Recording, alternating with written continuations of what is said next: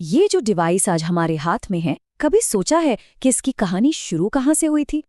आज हम लोग कंप्यूटर की जनरेशन्स के उसी कमाल के सफर को समझने वाले हैं जिसने हमारी दुनिया को हमेशा के लिए बदल कर रख दिया। ये सवाल ही अपने आप में कितना बड़ा है ना? कि भाई एक पूरे कमरे जितने बड़े कंप्यूटर से हम एक ऐसी डिवाइस तक आ गए जो हमारी जेब में फिट हो जाती है। तो चलिए इस कमाल के सफर को ना एकदम शुरू से समझते हैं। और इस पूरे सफर में हमारा गाइड कौन होगा? वो है ये नोट्स। असल में जनरेशन बाय जनरेशन टेक्नोलॉजी कैसे बदली, इसकी पूरी कहानी इन्हीं में छुपी हुई है। तो आइए साथ मिलकर इसे डिकोड करते हैं। तो कहानी की शुरुआत होती है उस जमाने से जब कंप्यूटर सच में विशालकाय हुआ करते थे, इतने बड़े कि उनको रखने के लिए एक पूरा का पूरा कमरा चाहिए होता था। ये था पहली और दूसरी जनरेशन का दौर। तो हमारा सफर शुरू होता है 1940s से। पहली जनरेशन वो चली करीब करीब 1956 तक, और ठीक उसके बाद 1957 से शुरू हुआ दूसरी जनरेशन का दौर। मतलब ये वो जमाना था जब कंप्यूटिंग की, आप कह सकते हैं, बुनियाद रखी जा रही थी। अच्छा, तो पहली जनरेशन की जो जान थी वो थी वैक्यूम ट्यूब। जरा सोचकर देखिए, एक कंप्यूटर को चलाने के लिए ऐसी हजारों ट्यूब्स लगती थी, हजारों। और इसी वजह से ये मशीनें न सिर्फ बहुत बड़ी होती थीं बल्कि बेहिसाब गर्मी भी पैदा करती थीं। और हाँ, भरोसे की तो बात ही मत कीजिए, कब कौन सी ट्यूब खराब हो जाए कुछ पता नहीं होता था। ये नाम देखिए जरा, मार्क 1, ENIAC, यूनिवैक। ये उस जमाने के, कह सकते हैं, कंप्यूटिंग के पहले सुपरस्टार्स थे।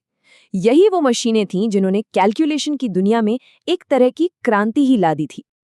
फिर आई दूसरी जनरेशन, और उसके साथ आया एक जबरदस्त बदलाव, ट्रांजिस्टर। अब देखिए, वैक्यूम ट्यूब के मुकाबले ये कितने बेहतर थे।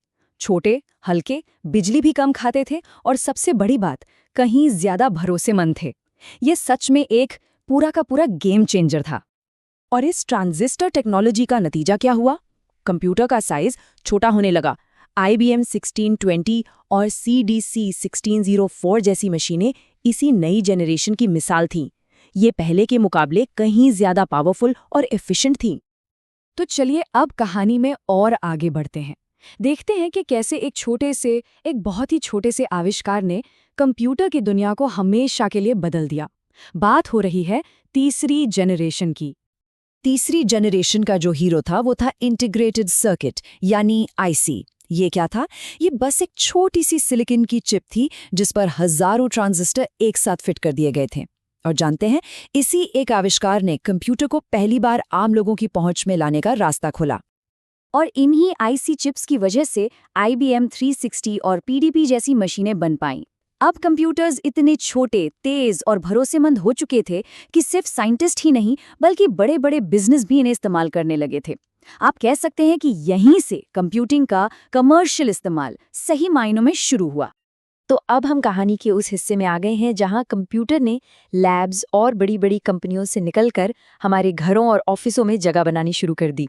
ये वो दौर था जब कंप्यूटर सच में पर्सनल हो गया। तो देखिए, चौथी जनरेशन का टाइम था 1972 से 79 तक, और फिर 1980 से जो शुरू हुआ वो है पांचवी जनरेशन का दौर जिसमें हम आज भी हैं। यानी ये है मॉडर्न कंप्यूटिंग का ज़माना। चौथी जनरेशन की जो सबसे बड़ी पहचान है वो है माइक्रो प्रोसेसर। इसे बनाने के लिए VLSI यानी very large scale integration technology का इस्तेमाल हुआ। अब जरा सोचिए, एक पूरी की पूरी सेंट्रल प्रोसेसिंग यूनिट यानी CPU को एक छोटी सी नन्ही सी चिप पर फिट कर दिया गया। बस इसी एक चीज ने पर्सनल कंप्यूटर की क्रांति की शुरुआत कर दी। और फिर आई Apple II जैसे कंप्यूटर्स। इन्होंने टेक्नोलॉजी को लैब से बाहर निकाला और सीधा हमारे घरों में पहुंचा दिया। लोगों के काम करने, पढ़ने, लिखने और यहाँ तक कि खेलने का तरीका, सब कुछ हमेशा के लिए बदल गया।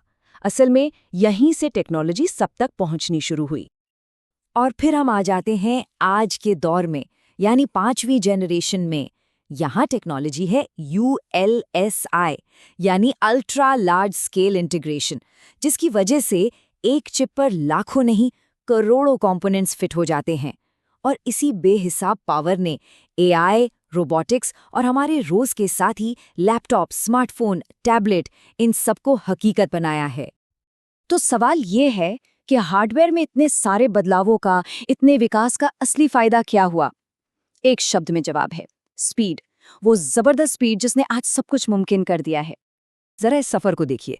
हम मिली सेकेंड से शुरू हुए और आज फेम्टोसेकंड तक पहुंच गए हैं। अब ये फेम्टोसेकंड कितना तेज है, इसे ऐसे समझिए। एक फेम्टोसेकंड 1 सेकंड का उतना ही छोटा हिस्सा है जितना 1 सेकंड लगभग 3 करोड़ 20 लाख सालों का है।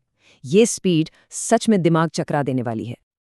और ये जो कमाल की स्पीड है ना, ये सिर्फ मुश्किल कैलकुलेशन करने के लिए नहीं थी। नहीं, इसी स्पीड ने ऑपरेटिंग सिस्टम्स को जन्म दिया, वर्ल्ड वाइड वेब को मुमकिन बनाया, ई-कॉमर्स की दुनिया खड़ी कर दी। सच तो ये है कि हमारी आज की ये जो कनेक्टेड दुनिया है, वो इसी तेज स्पीड की बुनियाद पर टिकी हुई है।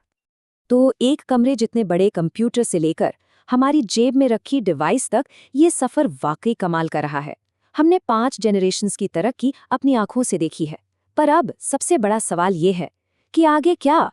छठी जनरेशन कैसी होगी? वो हमारे लिए क्या कुछ लेकर आएगी? ये एक ऐसा सवाल है जो सोचने पर मजबूर कर देता है।